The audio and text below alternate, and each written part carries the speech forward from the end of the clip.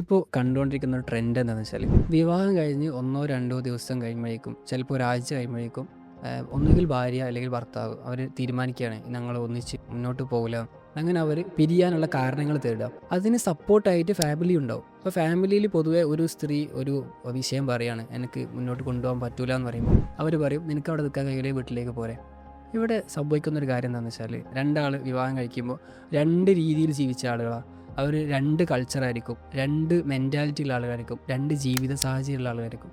അവർ ഒന്നിച്ച് ഒരു കുടുംബമായി ജീവിക്കുന്ന സമയത്ത് പലപ്പോഴും പല പ്രശ്നങ്ങളും ഉണ്ടാവും.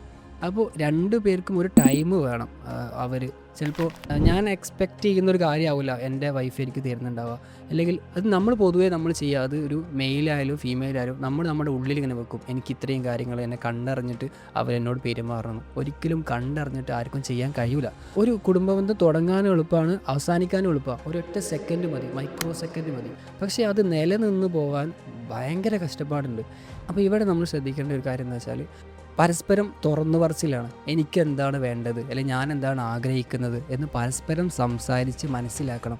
അപ്പോൾ നമ്മൾ പരസ്പരം തുറന്നു പറയുകയും ഒരു കുടുംബ ബന്ധത്തിലേക്ക് നമ്മൾ കിടന്നിട്ടുണ്ടെങ്കിൽ അത് എത്ര വില കൊടുത്തും നമുക്കത് കൊണ്ടുപോകാൻ പറ്റണം. അങ്ങനെ പറ്റുമെന്നുണ്ടെങ്കിൽ മാത്രമേ ഒരു റിലേഷനിലേക്ക് നിങ്ങൾ മുന്നോട്ട് പോകാൻ പാടുള്ളൂ, തുടങ്ങാൻ പാടുള്ളൂ.